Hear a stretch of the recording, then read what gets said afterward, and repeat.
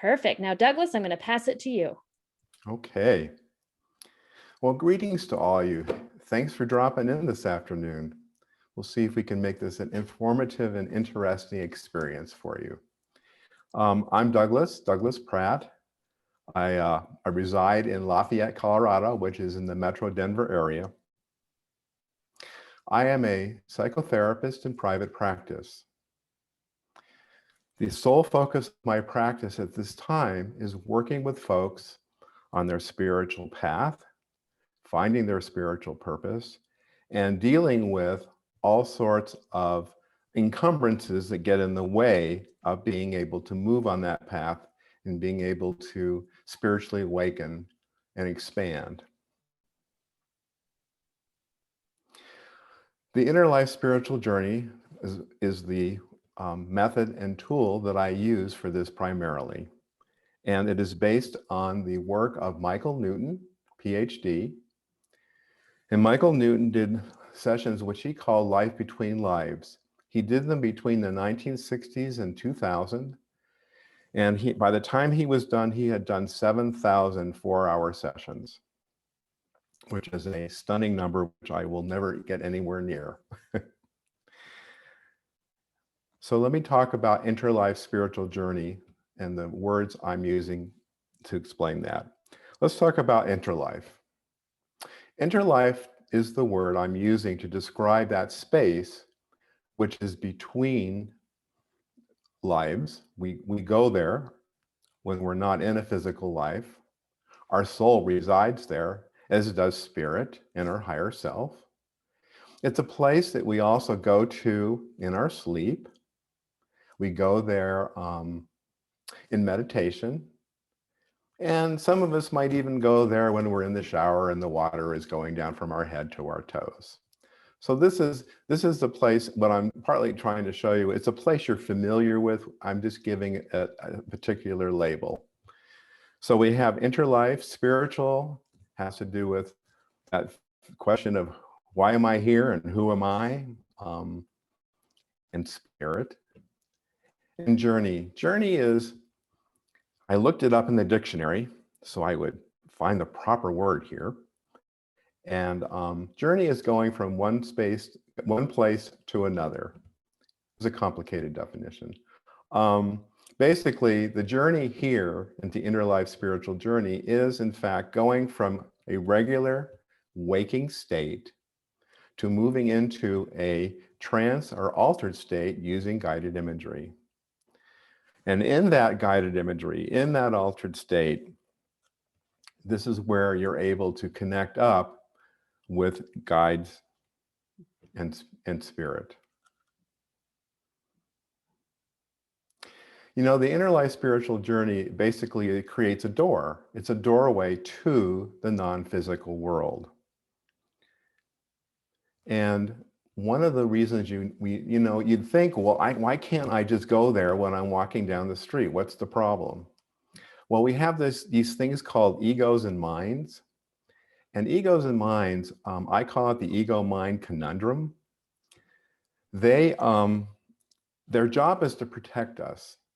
And they do it well. Part of the problem with our ego and mind is they protect us using a model which has been put together long ago. So in fact, it's out of date. It's antiquated. And so we find, even though we want to connect with our guides, we want to be able to get more connected with spirit, our mind and our ego get in the way. So when you move into an altered state, into a trance state, the filters that the mind and ego have when you're in a regular waking state get decreased. So you're more able to then connect with the non-physical world. So that's the whole goal. The goal is to move you into that state where you're able to pull in your guides. So let's talk about spiritual guides. We all have them.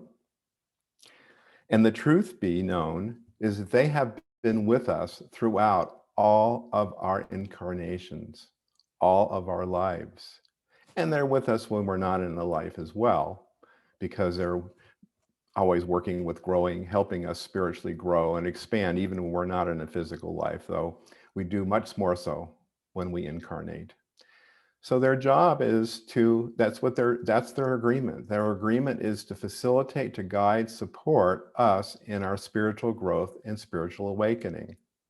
That's what they do. They do it 24/7, every day of the week. No days off, no taking a nap. So the truth of it is they're with us all the time, even though we may feel that they're not with us some of the time, or even a lot of the time, and may even say unkind words to them about feeling that they're not hanging around us. That's okay. The truth is they hang out around us all the time. They're used to unkind words. They don't have a problem with it. And they are the experts because they have been with us through all of our lives. They know what we've worked on. They know what we've worked through, and they know the challenges that we're encountering in this specific life. So they have the expertise of having the past and knowing what's occurring in the present and what will be helpful to assist you, guide you on this path. And so my agenda is to bring them in using guided imagery so that you can have a direct connection with your guides, whatever form that connection might take. And it takes different forms for different people at different times. Just know that. And you know, basically by pulling in your guides right at the front end, they help us begin to find the debris, the clutter, the emotional baggage that's getting in the way of us moving forward on our spiritual path. And so by bringing them in, they can bring us to those pieces, and then collaborating with spirit, with my client and me, we can help begin to move those out. There's one other reason that I use guided imagery, as I've explained. One is, of course, getting into this altered state. The reason I use guided imagery, it's a technique of hypnosis. It's the only one I use. And the reason being is that it's a series of steps that you can replicate on your own outside of the session with me. Because my goal is for you to be able to continue to take this with you and use it on your own. So you take some of the pieces of the guided imagery and take them with you and use them. And when we're in that place today, I will make that suggestion to pick some of the steps that we use to be able to basically use its self-hypnosis. So I just want you to hear, it's one of the reasons I like guided imagery. Also, it's very self-explanatory. I'm assuming everyone's familiar with guided imagery. Example is, you know, you're walking down a path, you can feel the sun on your skin, you can hear the birds in the trees, you smell the flowers. It's giving guided imagery. And I will do one today that's one that it works pretty nicely. The goal is to take you to a personal sacred space. This space is totally protected, absolutely safe, and full of wisdom. So that's the goal of where we're heading you towards. So we go through the steps of the guided imagery.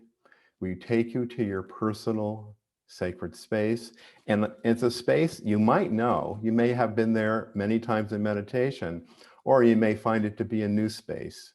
For most folks, it is a space such as grandma and grandpa's kitchen, a library, a place in nature. You know, for the folks I see, a lot of them live in Colorado, so I get lots of meadows and streams and trees, because, you know, we live in a very pretty state and people have pulled those in. So I see that a lot.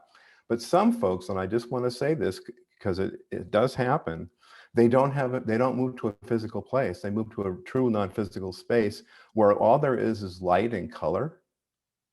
And that is your sacred space. So just know that. And I use the word space, it's kind of the wrong word to even use to describe one of light and color, but at least it kind of captures what we're trying to pull together here.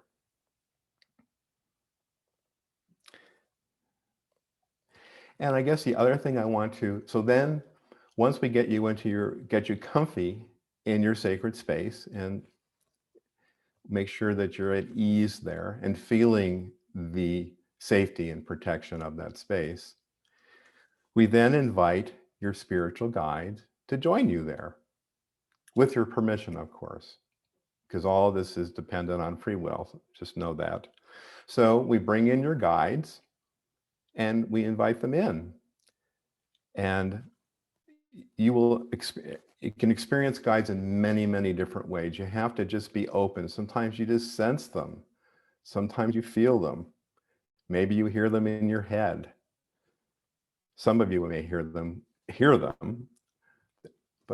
and some of you might see them, but it's rarely technicolor. It's just what is relevant to you. They will present to you in the ways that mean the most to you, and that's how they will begin that process. If you're an old hand at it, then you know how this unfolds, and that's great as well. And excuse me. And just to let you know is that when we wrap up with connecting with your guides and do whatever we do, we then bring you back. I bring you back to the here and now. So you come back to where you began the session in a full waking state, being back in wherever you are. If it's virtual somewhere, if it's in my office, it's sitting in my office, but that you are returned to that space and ready to move on to whatever else is in your day. Okay. So my thought is to give some examples of sessions, because people, I mean, this is all sounds good. I know it's incredibly abstract. So I decided that I would help with that by bringing up a few examples. So I'm going to start with one that, and this was with a gentleman. And this gentleman came in with a very specific concern. His concern was that he needed to speak in public settings and was having extreme anxiety and almost paralysis in just anticipating doing that. And he had no idea why. All right, so what do? We take him to his personal sacred space. We help him get into that altered state, get into that trance state, and get him into a space where he's comfortable and at ease. And then we invited in the guides, and the guides came in, and he, of course, he's elaborating. I need help with being able to do public speaking. I don't know what the problem is. So I asked him if he would check in and see where in his body he feels the discomfort. And he reports in his head and in his heart space, his chest. And so I say, okay, let's bring your guides in even closer. And at this point, I typically invite in Archangel Michael, who is in all my that I do. And so I invite them all in to come in very close to my client. I want them to feel their presence. And I say, okay, you can feel that there's something going on in your head and your chest. I want you to drop, with their support, I want you to drop into it energetically. What do you get? And, some quiet, take some time. And then what he says is, well, this is going to sound really crazy. And I go, yeah, it's okay. Go ahead and say it out loud. He says, well, what I get is that if I talk to these groups, talk to these people, I'll die. And I go, well, that would make it hard to talk in front of these groups. So what we do then, and I say, okay, let's come to understand what's going on here. You have a fear which resides in your head and in your heart space that tells you that if you present to people that you'll die. Does that make sense to your mind? Because you start with mind, and so he's going, well, that makes sense. Can't imagine why I would be dying in this life talking to a group of people. And it's like, yes, but that's not how I feel. I feel like I really will die. I can feel I'm totally flipped out. I said, okay, but we're on it. What I want you to understand is this is a fear. This is not a truth. It is a fear that you may have brought in with you from other lives. You certainly have it in this life, and it has no place except to get in your way and block you on your path. So I want you to begin to understand the nature of fear. Fear's goal is power and control. So what the fear is doing exactly that, taking control, taking power away from you so that it's blocking you absolutely on your path. Because for you to speak to other people is part of who you are. And he goes, yeah, that all makes sense, but it still feels awful. And I go, I know it will, because the fear is implanted in you and energetically into your space. So then I ask, can I have your permission to have Archangel Michael remove those fears? And he's thinking about it. He says, well, I don't know. They've been with me so long. I go, tell you what do you think about having him just hold them, take them out and hold them for you so you can experience what it's like without them. And then if you want, you can take them back. And he goes, well, okay, with that, I'll try it. He's nervous, and I understand he's nervous. His fear has been with him so long, he thinks it's part of him. There's no way you wouldn't. And mind and ego, unfortunately, get caught up in believing that as well. It's part of why I call it the conundrum. So I ask Archangel Michael to go ahead and step in and energetically unentwine this negative energy, this fear that's being held in his head and his heart space, and take it out. And then I ask him, how does it feel? And the first thing he says is, there's a lot of space. And I go, yeah, there is. Now what's going to happen? And he goes, well, what's going to fill that space? And I go, oh, perfect. We're going to ask Archangel Michael to fill that space with divine love and light. Because always there is a fear that there's this giant empty space, and it's overwhelming. And it's relieving to hear that it's going to be filled.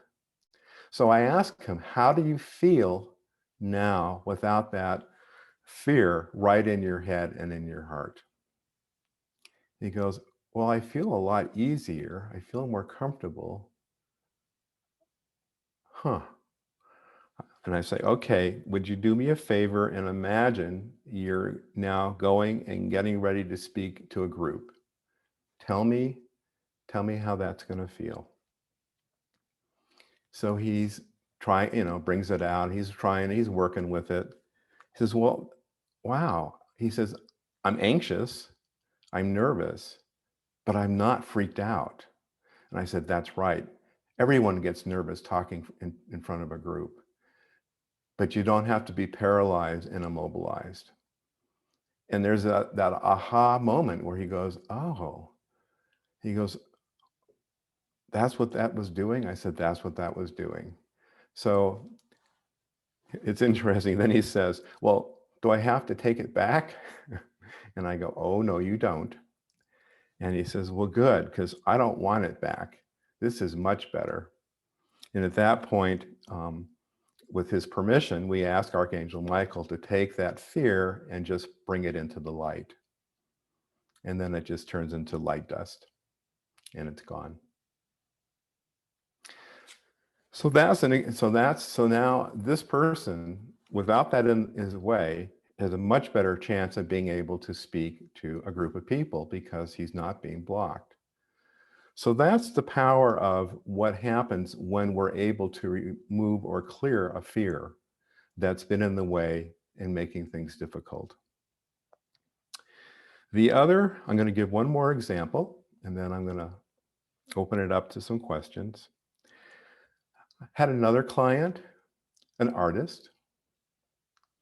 This client honestly just came because she wanted to try out a session. She was curious and wanted to see what it was about. So bring her in, we get her to her sacred space, we bring her guides in, and they start telling her, you know, you don't need to always be with others to be creative and to be artistic and paint well. I'm not sure it was even conscious for her, but they were really, this was part of, they were after this. It was clearly a part of her path. And they said, yes, you have a misbelief that you have to be with others to be able to paint well and be creative. It's like, okay. And they said, we're going to show you something. And she says, okay. And they take her by the hand and they take her to this space. And she starts reporting, it's really hot in here. And I said, well, take a moment and take a look down at your feet. What do you have on your feet? She says, oh, boots. Okay. Well, move up your legs. What are you wearing? Pants. Oh, and I have a leather apron. So are you a man or a woman? Oh, I'm a man. In fact, whoa, I have really big muscles. I'm really, really strong. I've got a giant hammer in my hand. And she says, oh, I'm in a blacksmith shop. And she goes, and I'm the blacksmith. And that's what I do. I'm the village blacksmith, and I work on iron, and I create tools and implements for the villagers.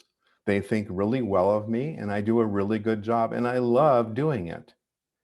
And I do it by myself.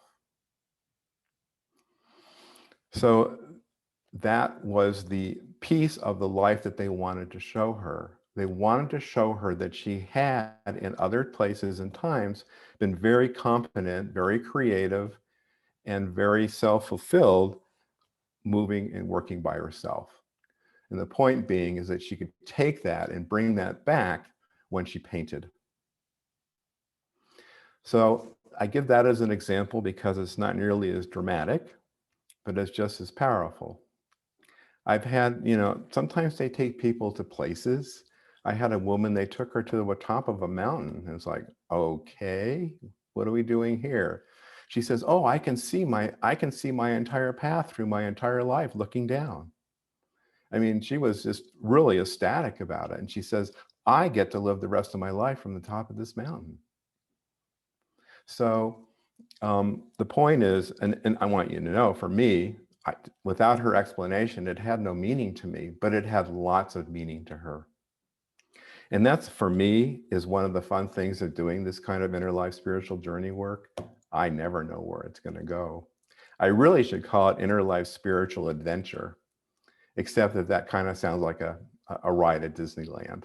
But that's the truth of it, because you just never know where you're going to go and what's going to happen. But I always know, with the guys in charge, giving them the room, it's going to be valuable and meaningful for you.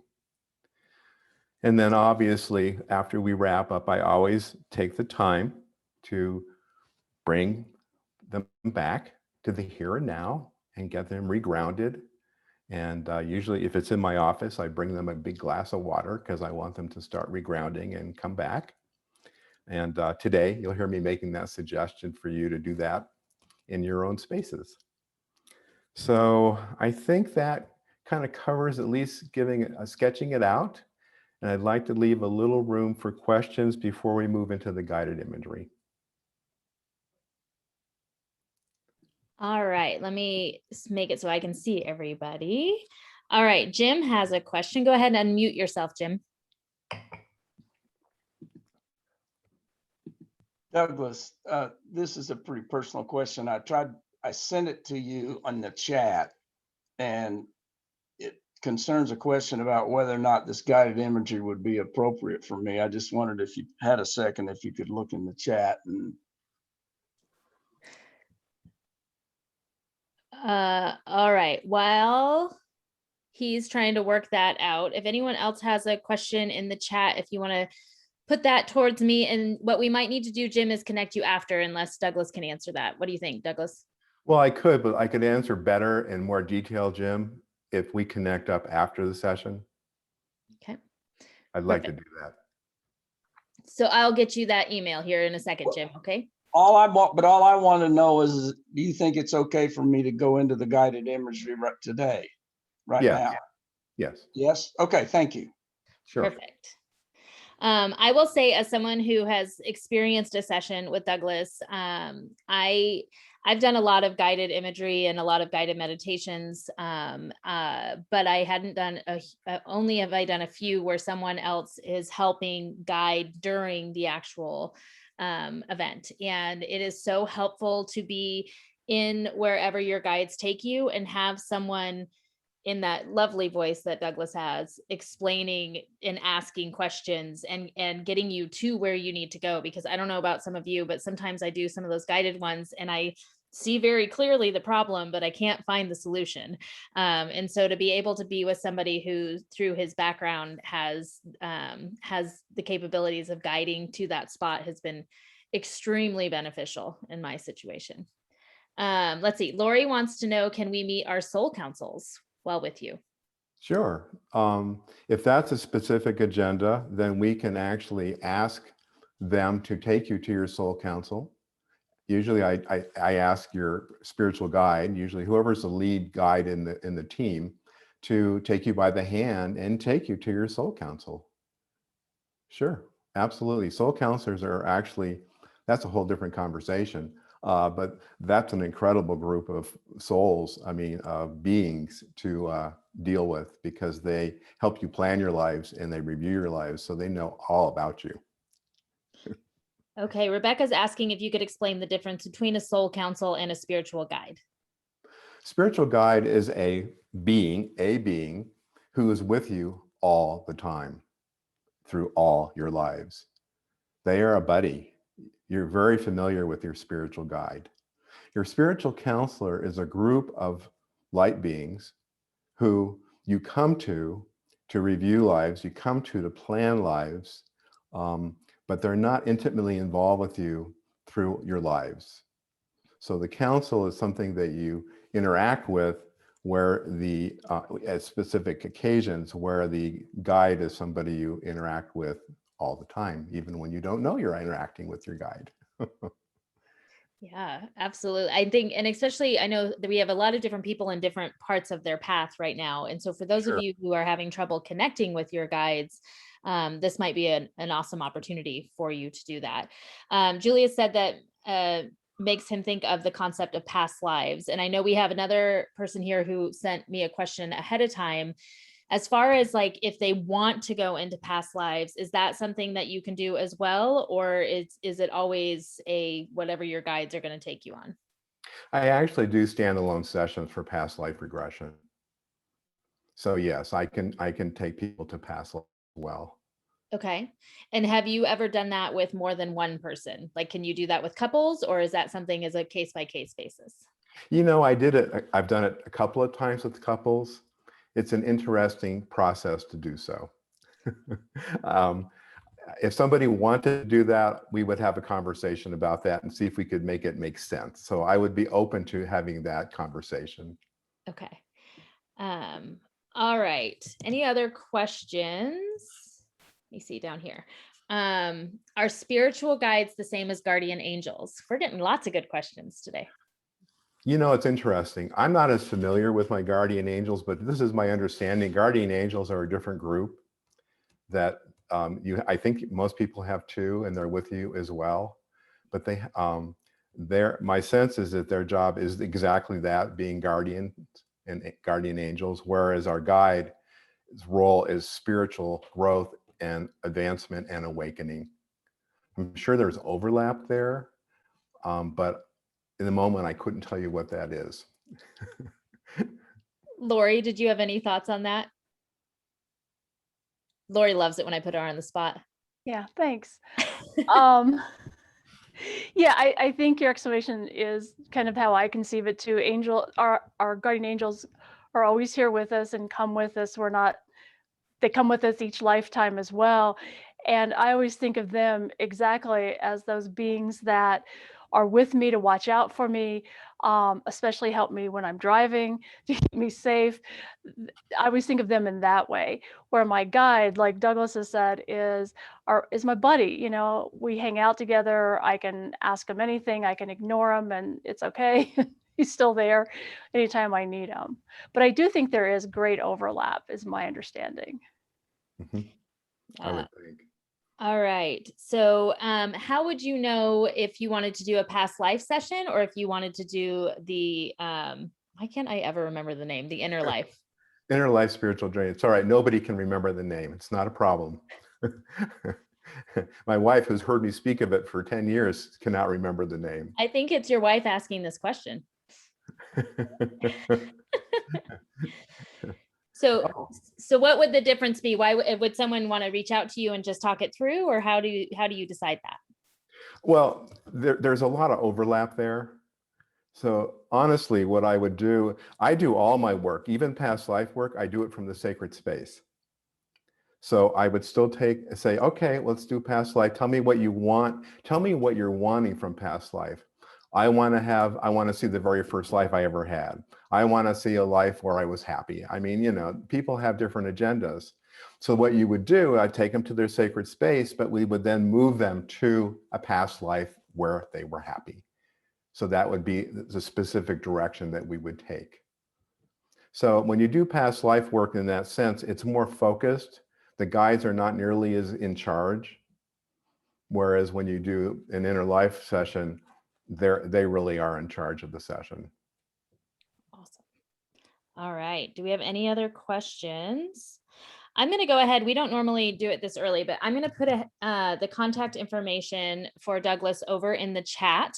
So his email address is over there. And then he's also offering an amazing special for Awkwardly Zen members, which thank you so much.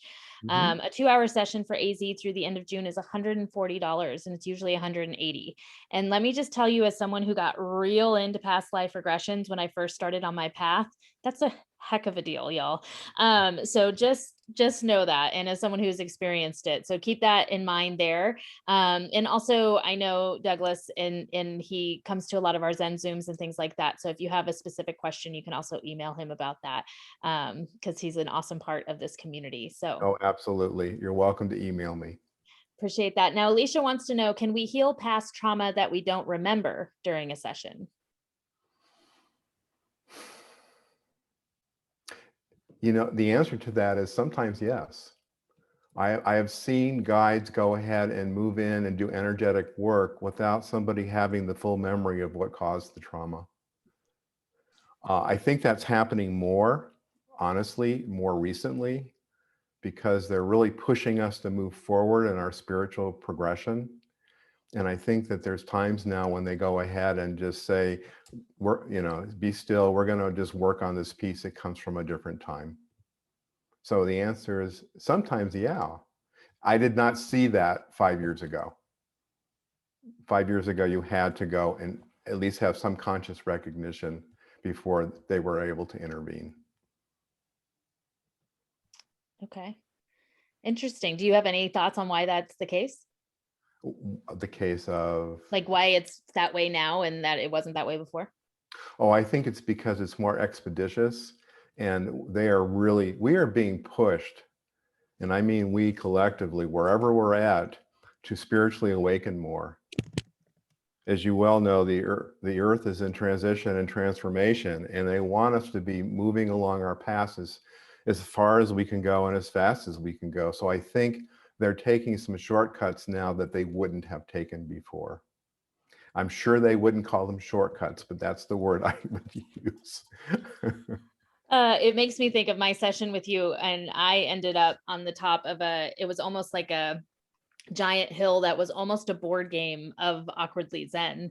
And it made me think of, on Candyland, when you hit this slide and you end up going back as people were going up their path, they would hit this thing that would take them back down further on their path. And there was all of these little moments. And it was, for me, it was about getting out of my own way in my fear of watching over this and trying to help over it. And so it was so beneficial to be able to work with Douglas and with Archangel Michael, who is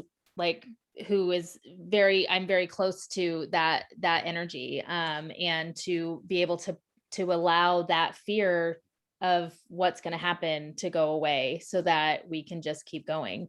So I'm so grateful for that opportunity, and also to interact with my guides in a way.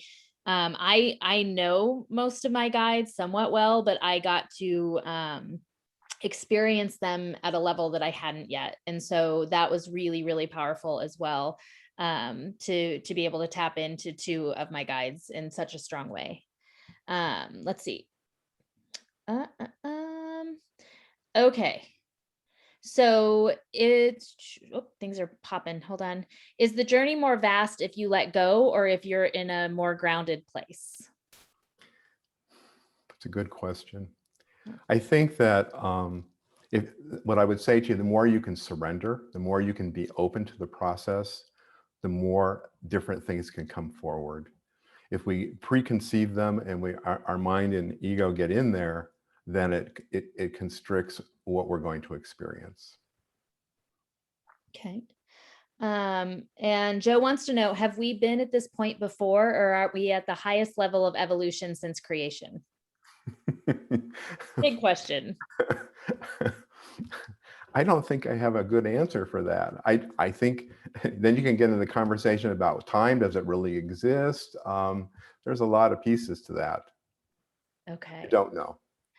All right. That is a fair answer, and one that I actually appreciate more than anything else. So we are getting to the time that you wanted to focus on the guided imagery. So I'm going to put a hold on questions for right now, and we will come back to a chance to interact after the guided imagery. So if everyone can make sure they were muted.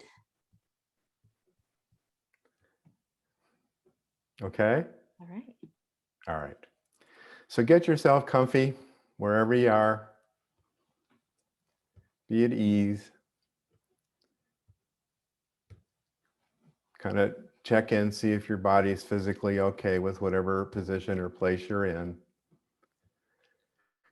And we're going to do a guided imagery. So go ahead, close your eyes.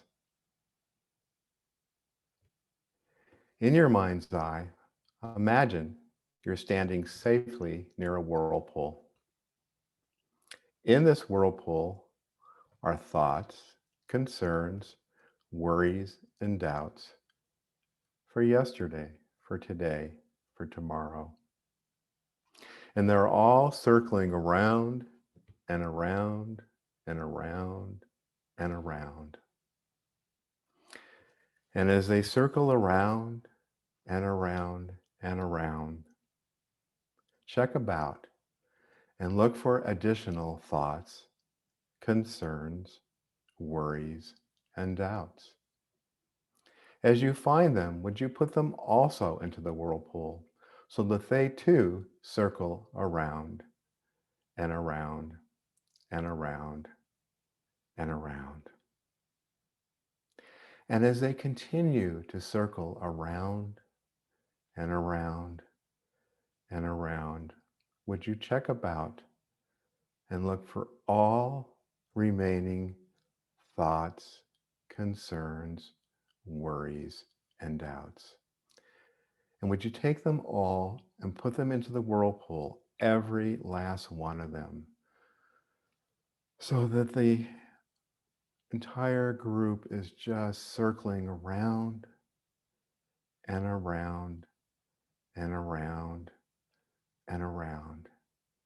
And as they circle around and around and around, I would ask you to just pull the plug and let them all disappear down the drain and be gone.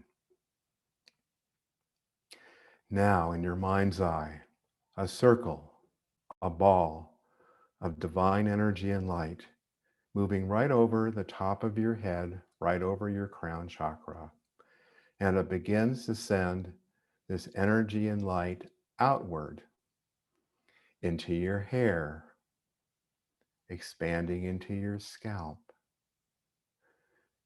moving into your forehead, your eyes, your nose, into your cheeks, and deeply into the muscles of your jaw, comforting, protecting, and healing. And then this same energy and light continues to expand outward. It moves into your throat and then into your neck, and then deeply into the muscles of your shoulders, comforting, protecting, healing. And then it expands outward from your shoulders, following the line of your spine down your back, your upper back, your shoulder blades, into and through your middle back, and all the way down to your lower back, to the very, very base of your spine, as it comforts, protects, and heals. And then the same energy and light moves out from your shoulders into your upper arms, your biceps, into and through your elbows, down into your lower arms, your forearms, then into and through your wrists, and all the way down into your hands, the muscle, the bone, the tendons, and experience this divine energy and light that comforts, protects, and heals, radiating out to the very, very tips of your fingers. And then this same energy and light moves out from your shoulders and moves deeply into your chest, your heart, your lungs, your diaphragm, comforting, healing, protecting. And then it continues to expand outward. It moves into your lower abdomen, your inner, and all your internal organs, connecting tissue, muscle. And then it just continues to expand outward, moving into your legs, and then deeply into your thighs, then into and through your knees and down into your lower legs, your shins and your calves, into and through your ankles and down into your feet, the muscle, the bone, the tendons, and experience this divine energy and light radiating out to the very, very ends of your toes as it comforts, protects, and heals. And now that circle, that ball of divine energy and light, let it expand, let it grow, let it get large enough for you to step through. And then go ahead and do so.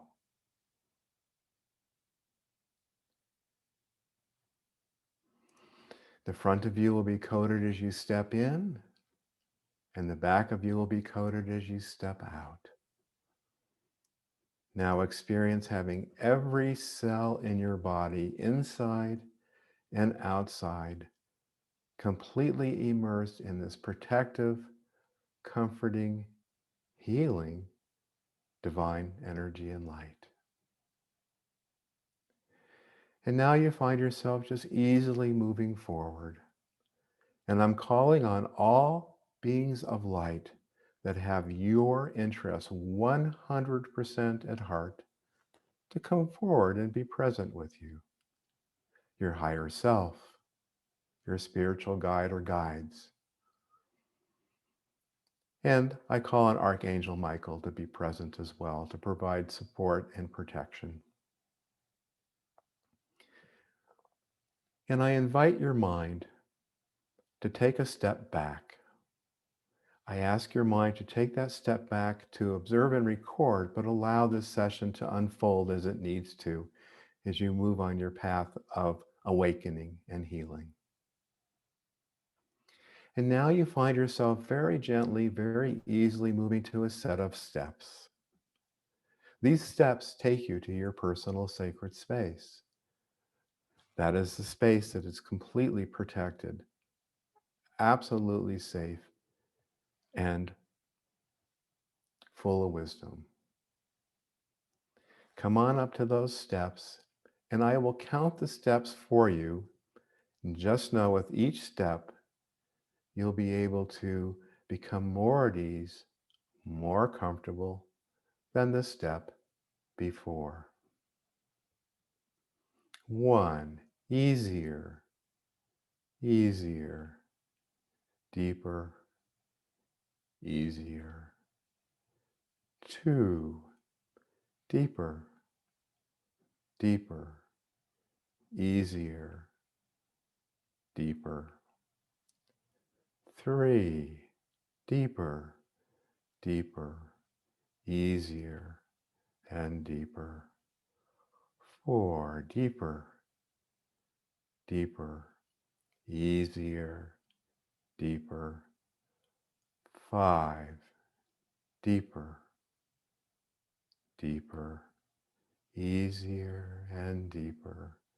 6, deeper, deeper, easier, and deeper still. 7, deeper, deeper, easier, and deeper. 8, deeper, deeper, easier, and deeper. 9, deeper, deeper, easier, and deeper. 10, deep, deeper, deepest. You're now at the door to your sacred space. Go ahead, open it, step through, close the door behind you, and move into your personal sacred space. Feel the air on your skin, cool, warm, or just right. Notice the sounds that go with being in this space, or the quiet, and pick up on the particular smells that go with this special place. And experience the patterns of light, dark, line, shape, form, color. Let all of these just draw you in and help you to become even more at ease, more comfortable than before.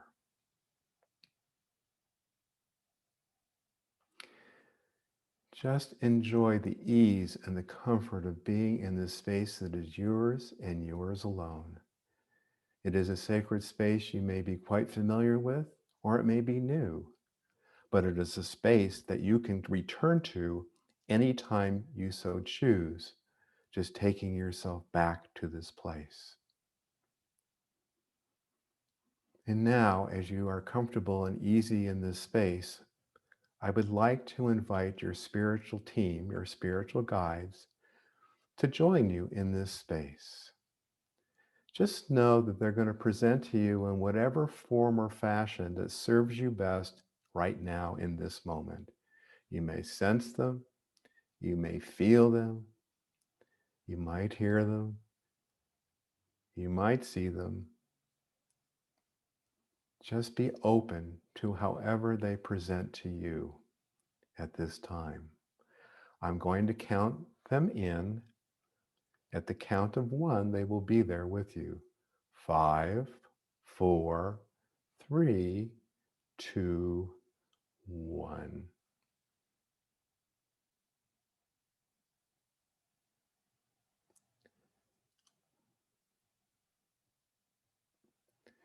These are your guides.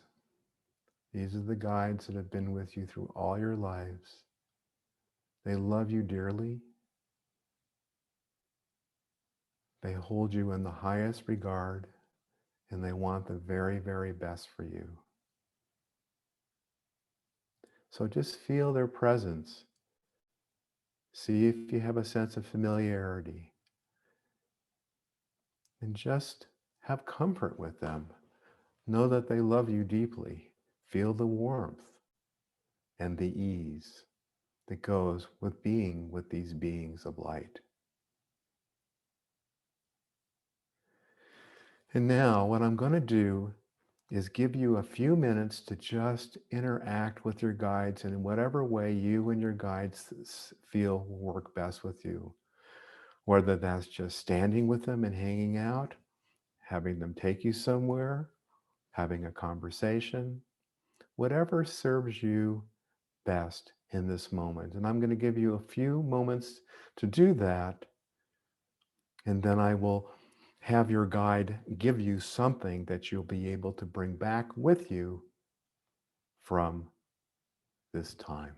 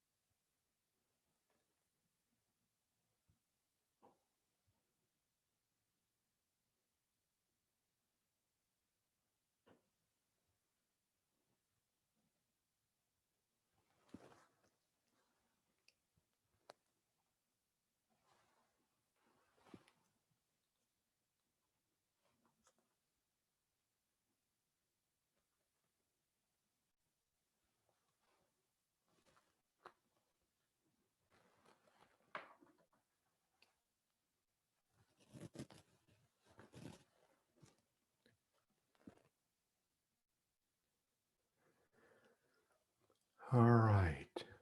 I know that wasn't a long time, but I'm hopeful that you were able to at least begin to connect up with your guide or guides.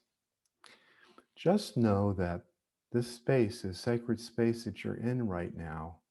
You can return here anytime you so choose. You can do it when you're doing your meditation. You can do it out in nature, sitting on a comfy spot. So think about this, the pieces that we use to get you to this space. We used the whirlpool. We used moving the divine energy and light through your entire body. And then we used the steps and the doorway.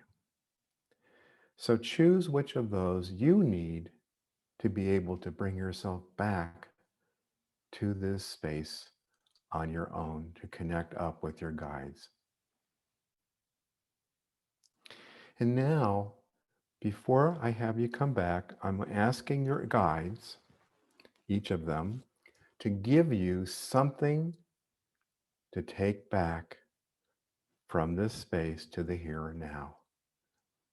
And I'll just give you a minute to have them give that to you, and then I'm going to begin to return you here.